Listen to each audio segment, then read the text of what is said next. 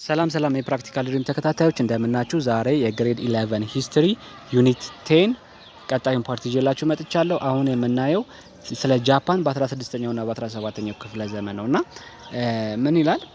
ጃፓን had an ancient civilization, though not as ancient as China. Japan civilization was in fact much influenced by China. ምንድነው የሚለው?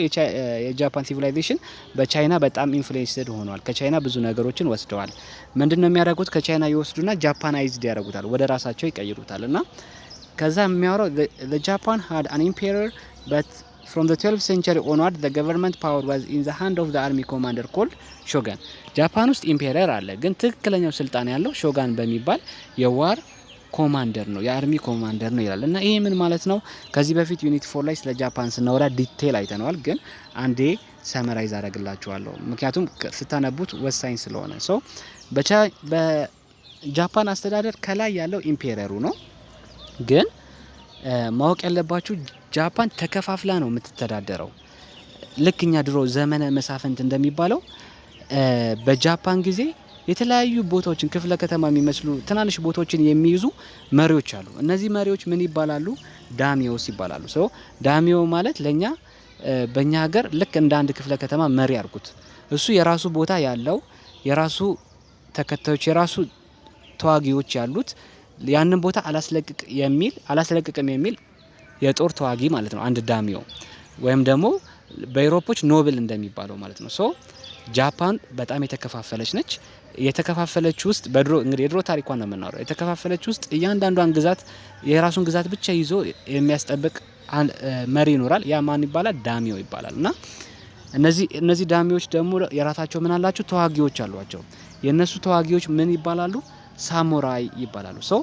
ሳሙራዮቹ የሚዋጉት ለራሳቸው ዳሚዮ ብቻ ነው። ስለዚህ ጃፓን ውስጥ ለምሳሌ ያህል ጃፓን ለ10 ብትከፈል 10 ዳሚዎች አሉ ማለት ነው። እነዚህ እያንዳንዳቸው ዳሚዎች ደግሞ የራሳቸው ሳሙራይ አላቸው። ስለዚህ ዳሚዎቹ አንደኛው ዳሚዮ ከሌላኛው ዳሚዮ ጋር ሲዋጋ የራሱ ሳሙራዮቹ ናቸው የሚዋጉት ማለት ነው። ይሄ ግልጽ ከሆነላችሁ ታዲያ ሾገን ምንድነው ብላችሁ ከጠየቃችሁ፣ ሾገን ማለት ከዳሚዎች ውስጥ በጣም ፓወርፉል የሆነ አንድ ዳሚ ይሆናል፣ ወይ ብዙ ቦታ ያለው ብዙ ሳሙራይ ያሉት እሱ ምን ይባላል? ሾጋን ይባላል። ስለዚህ ይሄ ሾጋን ከኢምፔሪየሩ ስር የሆነና ሌሎችን ዳሚዎች ይቆጣጠራል ማለት ነው። አሁን ግልጽ ይሆነላችሁ ይመስለኛል። ኢምፔረር አለ አዘ ቶፕ፣ ትክክለኛ ስልጣን የለውም። ከሱ በታች ግን አንድ ዳሚዮ አለ። ያ ዳሚዮ ከሌሎቹ ዳሚዎች ሁሉ ስለሚበልጥ ማን ይባላል? ሾገን ይባላል። ከሾገኑ ስር ግን የራሳቸውን ግዛት የሚያስተዳድሩ ደግሞ ምኖች አሉ? ዳሚዎች አሉ። እነዚህ ዳሚዎች ደግሞ የሚዋጉላቸው ለነሱ ታማኝ የሆኑ ተዋጊዎች አሏቸው። እነዛ ማን ይባላሉ? ሳሙራይ ይባላሉ። ከሳሙራይ ስለዚህ ይሄንን አወቃችሁ ማለት ነው። በአጠቃላይ የጃፓን የድሮ ስትራክቸሯ ከላይ ኢምፔረር አለ፣ ከኢምፔረሩ ስር ሾጋን አለ፣ ከሾጋኑ ጋር አብረው ዳሚዎቹ አሉ፣ ከዛ በኋላ ሳሙራዮቹ አሉ ተዋጊዎቹ፣ ከዛ በኋላ ፔዛንቶች አሉ፣ መጨረሻ ላይ መርቻንቶች አሉ። መርቻንቶች በድሮ በጃፓን ጊዜ ድሃዎች እንደ ድሃ ነበር የሚቆጠሩት። ምክንያቱም ራሳቸው የሚያመርቱት ምንም ነገር ስለሌለ ድሃ የሚባለው መርቻንት ነበር በድሮ ጊዜ፣ ገበሬ አልነበረም። ኤኒዌይ አሁን ይህንን ካወቀን በኋላ ስናነበው ግልጽ ይሆናል። ምን ይላል? The emperor was treated with a great respect but was confined to his palace performing religious rituals. ኢምፔሪየሩ ይከበራል፣ ግን እንደነገርኳችሁ ምንም ስልጣን ስለሌለው ዝም ብሎ ለሴሬሞኒ ብቻ ነበር የሚፈለገው። ጃፓን ዴቨሎፕድ a feudal society surprisingly like medieval Europe. ቀደም ያሳየዋችሁ ስትራክቸር የፊውዳል ሶሳይቲ ስትራክቸር ነው። ስለዚህ ጃፓንም ልክ እንደ ዩሮፕ የፊውዳል ሲስተም ነበራት ማለት ነው። Around 1490 Japan entered a long period of civil war between the feudal lords. The great feudal lords were called daimios. ቀደም እንደነገርኳችሁ ጃፓንን ተከፋፍለው የራሳቸውን ቦታ ይዘው እዛ ቦታ ላይ እኔ ብቻ ነኝ የምመራው የሚሉ ሰዎች ምን ይባላሉ? ዳሚዮ ይባላሉ ብያቸዋለሁ። The feudal warriors were the samurais. ለነዚህ ደግሞ ተብብለው ለዳሚዎቹ ብለው ደግሞ የሚዋጉት ምን ይባላሉ? ሳሙራይ ይባላሉ ማለት ነው። The daimios ruled their land called Han. ዳሚዎቹ የሚቆጣጠሩት መሬት ሃን ተብሎ ይጠራል ማለት ነው። The daimyo fought against each other for power with their own armies of samurai. እና እነዚህ ዳሚዎች መሬት ለመያዝ ስልጣን ለመቆጣጠር ሾጋን ለመሆን ሲባል እርስ በርሳቸው ይዋጋሉ ሲባል ምንድነው? የአንዱ ዳሚዮ ሳሙራይ ከሌላው ዳሞ ሳሙራዮች ጋር ሳሙራዮቹ ናቸው የሚዋጉት ማለት ነው። ዜን ስለ ቶኩጋዋ ዳሚዮ እናወራለን። the Tokugawa daimyo family was in the end successful in the power struggle። ስለዚህ ከነዚህ ዳሚዮች ውስጥ ቶኩጋዋ ዳሚዮ ይባላል። አንድ ቤተሰብ ናቸው። የራሳቸው ሳሙራይ ያላቸው የራሳቸው ግዛት ያላቸው ናቸውና መጨረሻ ላይ ግን ፓወርፉል ሆነው ሌሎቹን ዳሚዮችን በቁጥጥራቸው ስር አድርገው የራሳቸው ሾጋኔትን ቢውልድ ማድረግ ቻሉ ማለት ነው። so the head of the Tokugawa family Ieyasu defeated his rivals and made himself a shogun in 1603 and pacified and reunited Japan። ምን አደረገ? ኢያሱ የሚባል የቶኩጋዋ ፋሚሊ ሄድ ወይም ደግሞ ዋና የተከፋፈለችውን በተለያዩ ዳሚዮ የምትመራውን ጃፓን ሪዩናይትድ አድርጎ በሱ ቁጥጥር ስር ይሄ ሲባል ዳሚዮቹን ገሏቸው አይደለም፣ ግን ለሱ ተገዢ እንዲሆኑ አድርጎ ጃፓንን ሪዩናይትድ አደረገ። ከዛ በዚህ ምክንያት ምን ተጀመረ ማለት ነው? ቶኩጋዋ ሾጋኔት ተጀመረ ማለት ነው። so because this period each succeeded shogun was from the Tokugawa family። እሱ ከሞተ በኋላ ራሱ ስልጣን ላይ የሚወጣው የሱ ልጅ፣ ከዛ የሱ ልጅ ሲሞት እንደዚህ እየተባለ ስልጣኑ የሚወራረሰው ከዛው ቤተሰብ ነው ማለት ነው። so the daimyos continued to administrate their hands, collected taxes from the hands and large number of samurai followers. In other words, Japan remained feudal. However, the Tokugawa shogun had effective power. The daimyos had to obey and there was no more civil war። ስለዚህ ቶኩጋዋ ሾጋኔትን ለየት የሚያደርገው ምንድነው?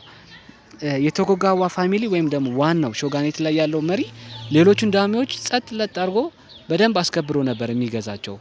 ይሄ ማለት ተመሳሳይ ነገር ነው፣ ከባድ ነገር አይደለም። በድሮ ጊዜ ኢትዮጵያ ውስጥ አሁን ለምሳሌ አጼ ቴዎድሮስ ስልጣን ላይ ሲወጣ ዘመነ መሳፍንት ነበር አይደለ?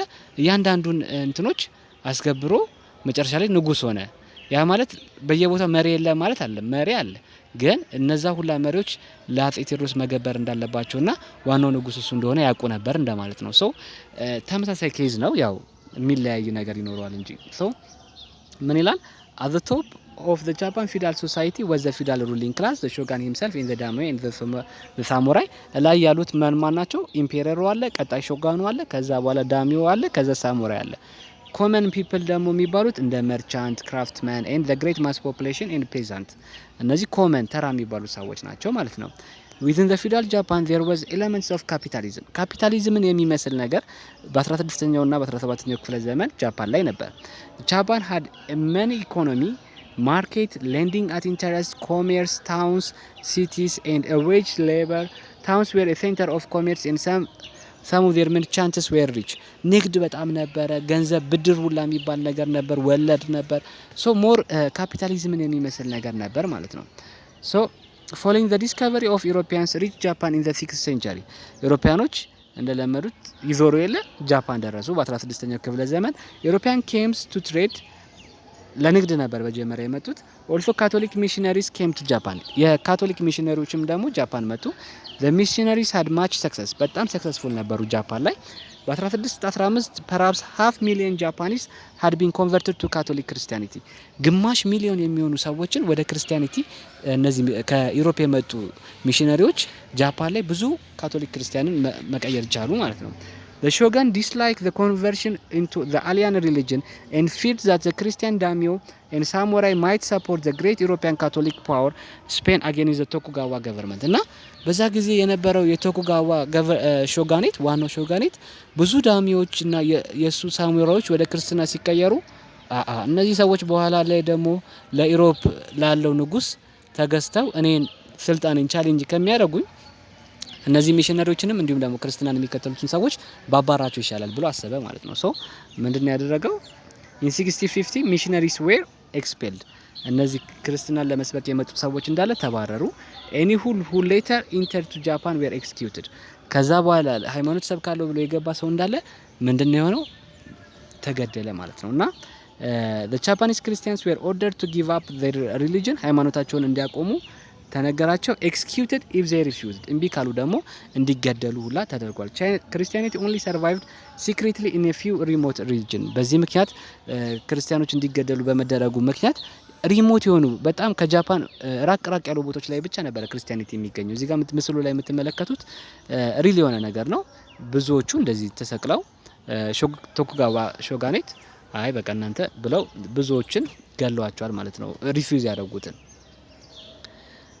እና ሁሉም ጃፓኖች በተቻላቸው መጠን ቡዲዝምን ብቻ እንዲከተሉ ፎርስ ተደርገው ነበር ማለት ነው። እና ምን ይላል the Tokugawa government then it is extended its policy in 1639 from prohibiting Christianity to excluding all outside influence on Japan በጀመራ ላይ ክርስትናን በማባረር የተጀመረው ነገር በ1669 ሰፍቶ ምን ሆነ በአጠቃላይ ጃፓን ላይ አውትሳይድ ኢንፍሉዌንስ እንዲቀር ወይም ደግሞ ከውጪ ምንም አይነት ተጽዕኖ እንዳይመጣ የሚል ፖሊሲ ያወጡ ማለት ነው። ይሄ ፖሊሲ ምን ይባላል? ጃፓን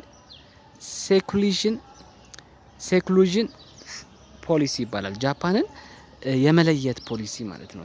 ጃፓን ሴክሉዥን ፖሊሲ which means ጃፓንን ከአይሶሌሽን from the world outside ጃፓንን ከዓለም ያላትን ግንኙነት እንዳለ አቋረጡት። እነማን? የቶኩጋዋ ዳይናስቲዎች ማለት ነው። there was trade with Korea and China ግን ከቻይናና ከኮሪያ ጋር ትሬድ ነበረ። Dutch merchants were allowed to trade with Japan but they were the only Europeans allowed to come to the Japan and they were allowed only to trade ዳቾች ይፈቀድላቸው ነበረ ግን ዳቾች የሚፈቀድላቸው ዳሺማ የምትባል አይስላንድ አለች እዛ ላይ መተው ንግድ ብቻ እንዲፈጽሙ ይፈቀድላቸዋል። እዚህ ጋር ምስሉ ላይ የምትመለከቱት ይሄን ነው። እዚህ ጋር የምትመለከቱት ዳሺማ አይስላንድ ነው። እነዚህ የዳች ሺፖች ናቸው። ለንግድ ብቻ ከጃፓን ጋር እንትን ይላሉ። ከዛ ውጪ ግን ጃፓን ከአውትሳይድ ወርልድ ጋር ምንም አይነት ኮኔክሽን አልነበራትም። ይሄ ደግሞ የራሱን የሆነ ኮንሲኩዌንስ ይዞ መጥቷል። the consequence of ሴኩሉዥን ፖሊሲ ፎር ጃፓን ዌር ኔጌቲቭ የሆነ ጃፓን ለረጅም ጊዜ ራሷን ከአውትሳይድ ወርልድ በመለየቷ ምክንያት የመጣ ተጽዕኖ ምን ይላል? ጃፓን in the 6th century was about the same stage of capitalism developing with feudalism as Europe had reached በ16ኛው ክፍለ ዘመን ጃፓን ልክ እንደ ኢሮፕ አሪፍ የሚባል የካፒታሊዝም እድገት እያሳየች ነበረ። ነገር ግን በሴኩሉዥኑ ምክንያት ጃፓን ራሷን በመለየቷ ምክንያት እንደ ኢሮፓያኖቹ በሴም ሬት በተመሳሳይ መልኩ ማደግ አልቻለችም እና the seclusion policy hampered Japanese military and technology progress የጃፓን ሚሊታሪም ቴክኖሎጂም እንዳያድግ ይዞታል ወይም ደግሞ እንዳያድግ ሃምፐር አድርጎታል ወይም ደግሞ አቀጭቶታል ማለት ይቻላል። so which exposed Japan to serious danger from the west in the mid 19th century ከዛ በ19ኛው ክፍለ ዘመን መሃል ላይ ያው ወረራ ኮሎናይዜሽን ሲጀመር ጃፓን በሚገባው መልኩ ባለማደጓ ምክንያት ሚሊታሪ ላይ ዊክ ሆነች ማለት ነው። ሶ ይሄ የጃፓን ኤክስክሉዥን የሴኩሉዥን ፖሊሲ ጃፓንን ኔጌቲቭሊ ኢምፓክት አድርጓታል የሚለው ሶ ቀጣዩ ይሄ ነው ማለት ነው። ስለ ጃፓን ዩኒት 10 ግሬድ 11 ሂስትሪ ላይ የሚወራው ማለት ነው። ሶ ወደ ቀጣዩ ፓርት እንሄዳለን። ባይ ባይ።